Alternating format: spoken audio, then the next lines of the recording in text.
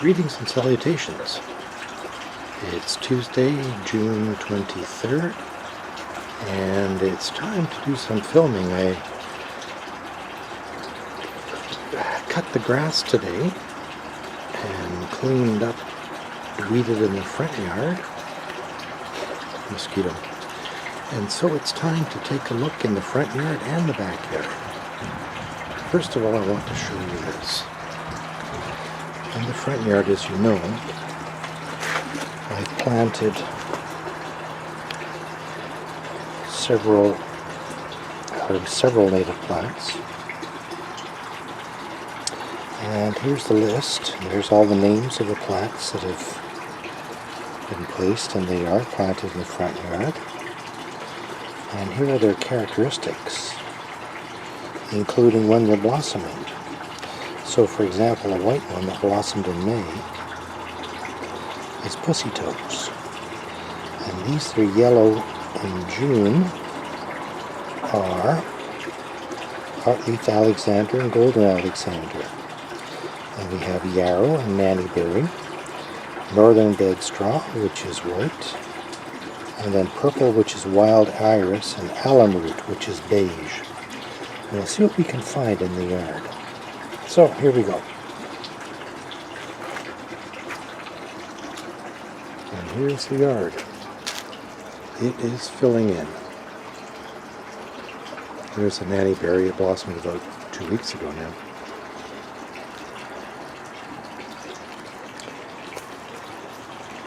These are the pussy toes, and they are spreading quite well, and they have already blossomed. So I weeded in here today, and there weren't very many weeds, primarily thistles. I was concerned in both this bed, the Lester bed, and the seal bed, that creeping bellflower would take off, but somehow it seems to be inhibited. Now, here's a good example, and that's why I reference the list first of all. This is heartleaf Alexander, and you can see the leaves are fairly round, or smoother edges. And as we go along, we'll find some golden Alexander as well. This is alum root. That's alum root. This is more of it right here.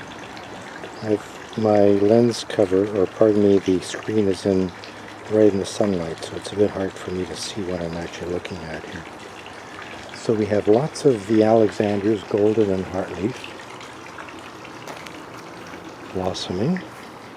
Where's my list? I have to get my list again to reference what I have here.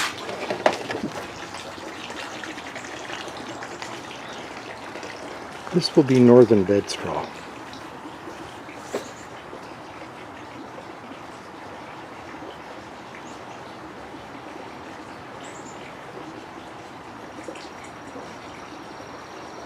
Oh, and just out of interest, there's the rabbit cage, and behind it is the rabbit.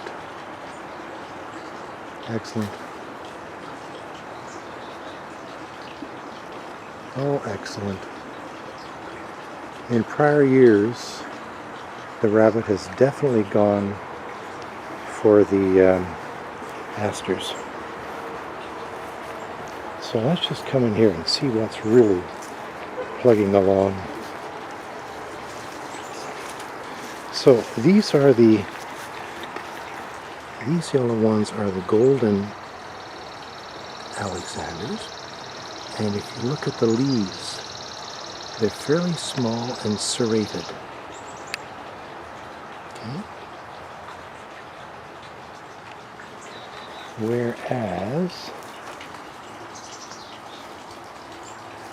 And I'm going to shoot across the top here, back to the other side. Whereas the heartleaf Alexanders, there we are, the flowers look similar, but the leaves are rounder and don't have quite the same serrations. Okay.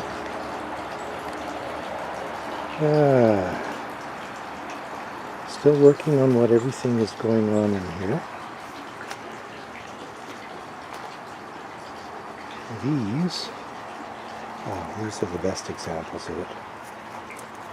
Right here, this is swamp milkweed.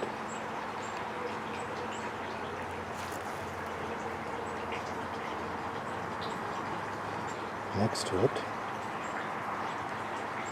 this is Joe Pye weed.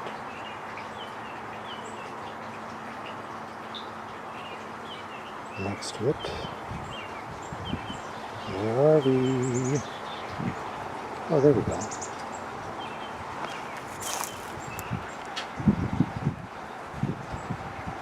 Wild iris.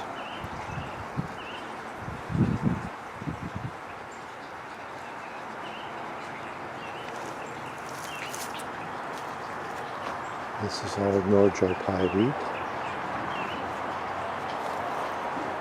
And these could be more Joe Pye wheat as well. So it's starting to come along. This is all hogweed or snow on the mountain. That has to go. And I've been plugging away at it, and it is being reduced. So this clump right below me here, this is all swamp milkweed. And if I go in here, there we go. Oops. There we go. There's swamp milkweed.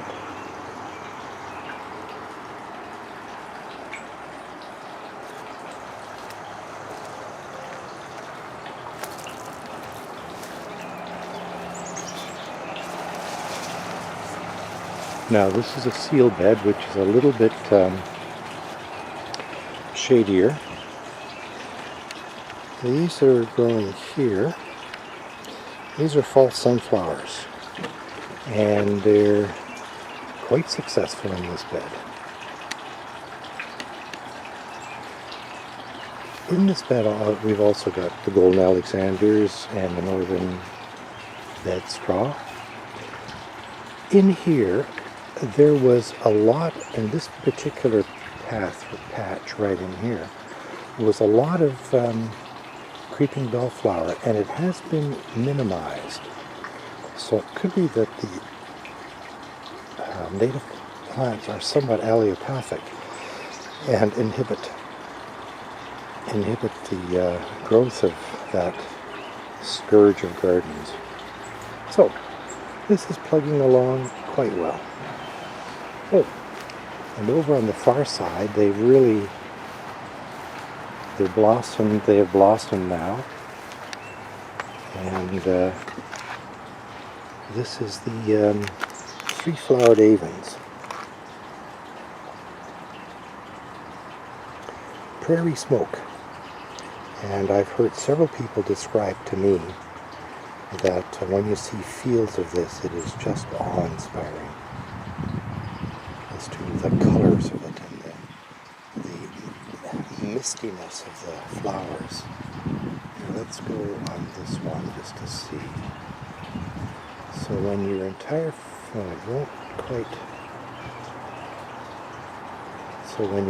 flowers are this misty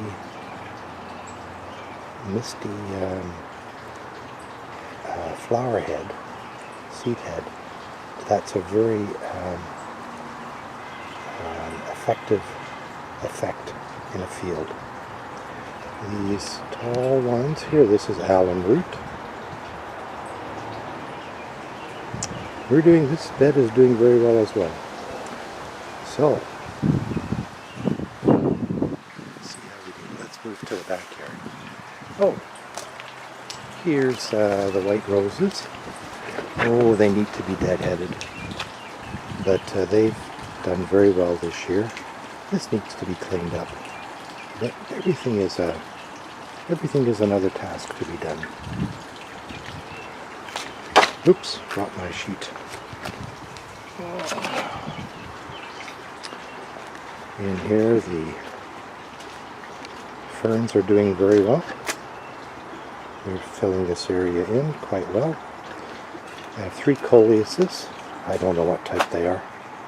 Oh yes I do, because the sign is right there. Kong red. Okay. This side of the house is good for coleuses. And I put the tags on the wrong side, so what do we have here?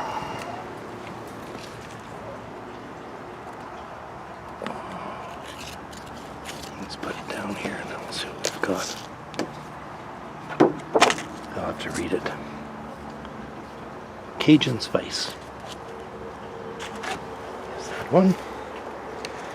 And then the third one, Kong scarlet. This is the rhododendron. It did fine this year.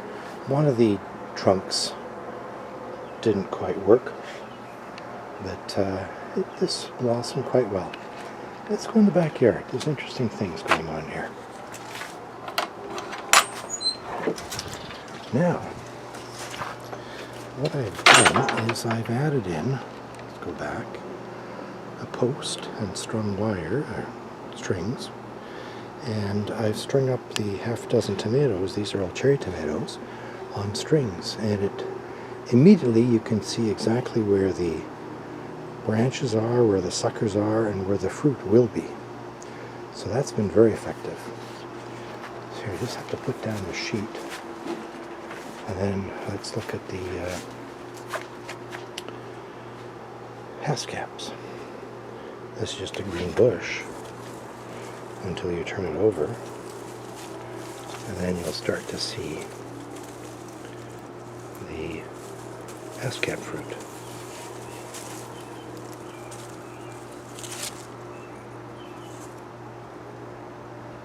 They taste like blueberries.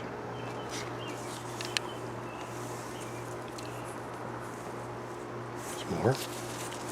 Oh, now you start to see more.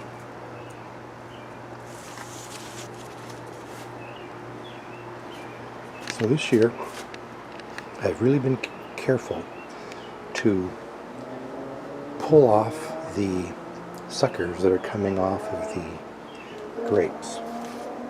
And that has helped to focus their energy on the end of the vines and also to keep them out of the tomatoes. Let's go further. Cotoneasters are just about to blossom, and when they have, then we'll trim this hedge back to be a nice hedge. This is the side where I had planted, distributed carrot seeds during the winter. And I'm not convinced they were successful, but the ones I've distributed in the spring certainly have come back. Oh, there's a tomato, by the way, a volunteer tomato in here. I must have had tomatoes in here last year. So we have lots of carrots. These are small ones. They're like 4 inches long.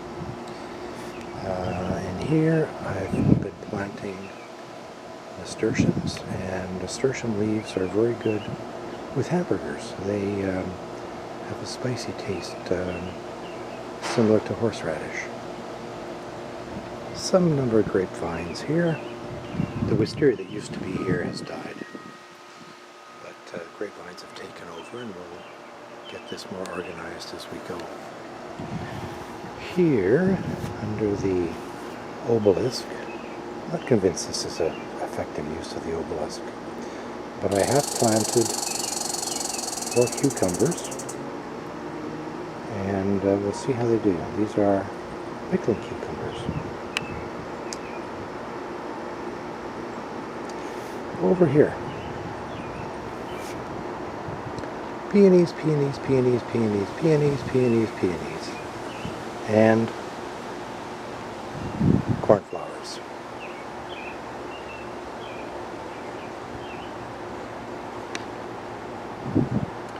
Lots of peonies. Oh, we have swamp milkweed starting up. Or not swamp, this is invasive milkweed. This is the common milkweed. And this is an example right here. This is an excellent example. This common milkweed is on the right side of the stone. If things grow on the left side of the stone, I will leave them. On the right side of the stone, I will remove them. In fact, we're going to do this one right now. There we go. You see, it just pulls out like that. It's just broken away from the underground root. And as long as I keep that up, it's not too bad to keep them under control. Now, here are more native plants, though frankly at the moment I can't quite tell you exactly which ones they are, but these are false sunflowers. Whoops. Just starting up.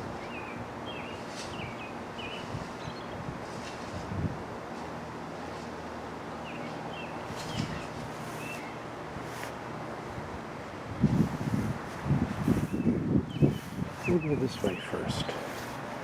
Poppies, pink poppies. The white poppies were first and they are gone.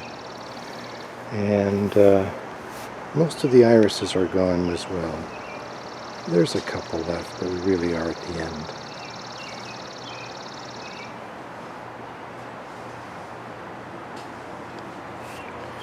Oh yes, and we have roses that are just starting to blossom now.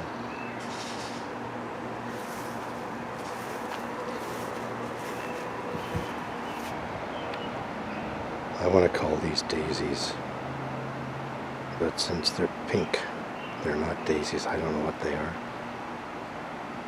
And of course, lots of peonies. A white flower that I do not know what it is. This area right here, this cotoneaster was very, very large and old with lots of dead branches and very straggly, so I cut it back.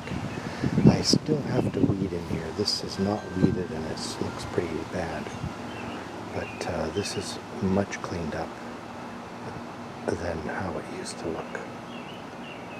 Over on this side,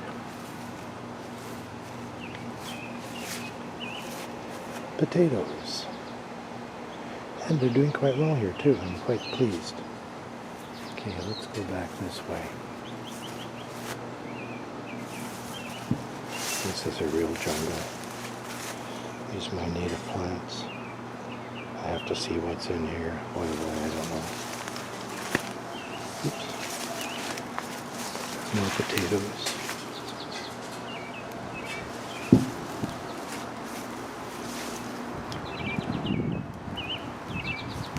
More potatoes. Oh yes. Here we have the apples. And I now understand how to prune for apples. So the mixture should have lots.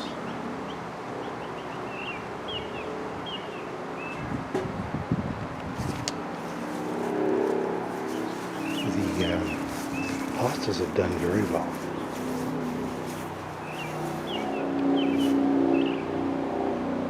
So those are coming on quite well. I look here, the canna lilies and the dahlias are coming along. These were planted fairly early and they're doing, I thought they would come up, be a little bit more aggressive than what they are, but they're doing fine. This is Monarda bee balm of various types. Oh, and here's some more swamp milkweed, and I guess because this is in, because this is in the sun, it really has blossomed, or is about to blossom, a lot earlier than the ones in the front yard. And then more swamp milkweed, Joe Pye wheat. This is a yellow flower, I'll say some kind of false sunflower, but I don't have the exact name. The lilac bush. And then if we stand back, let me just pan back here, go back further. What I've added in here now are 4 posts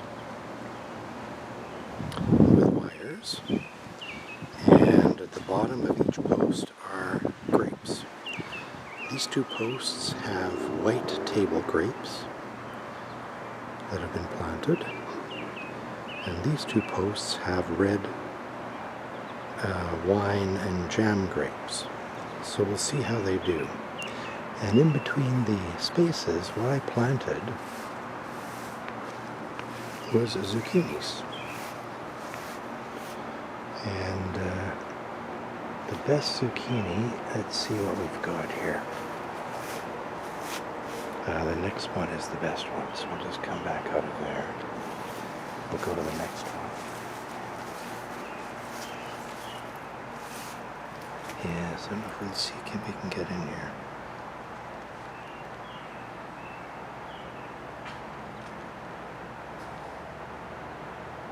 There are zucchinis coming.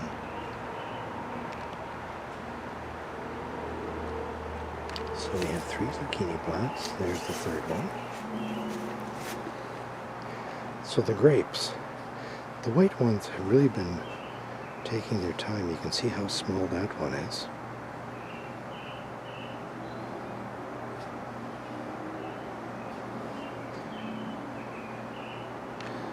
This one is slightly better.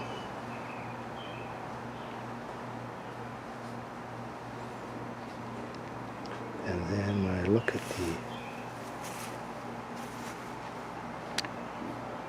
the red grapes. That's just coming here. Here we go. I just back it up a bit. So that's just about to start going up the post. Oh, and then I've got wires at 2 levels there. And I'm not sure how high that is between the 2. It's at least 2 feet. Could be 32 inches.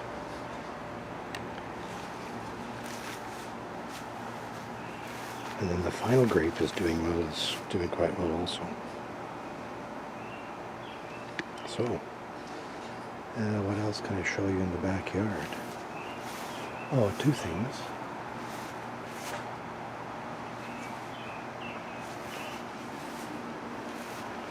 Oh, but before I get there, here, let's just look at this. This is some kind of skipper.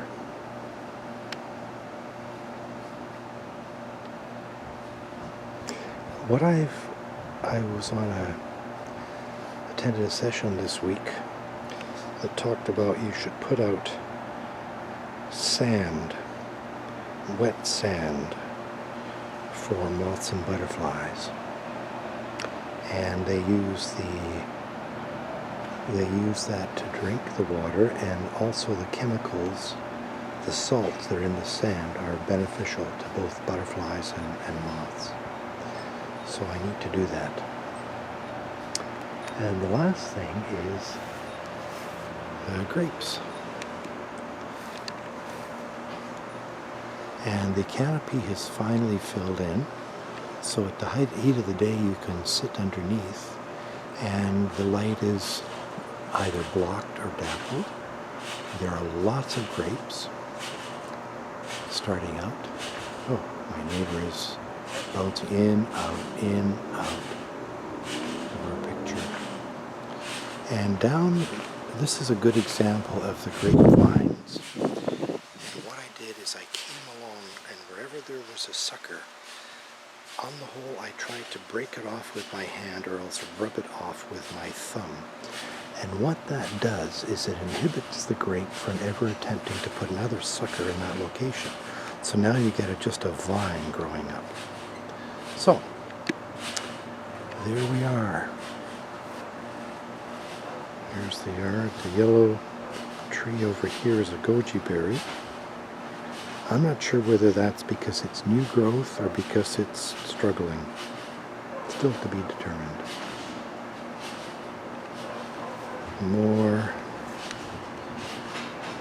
peonies are doing very well.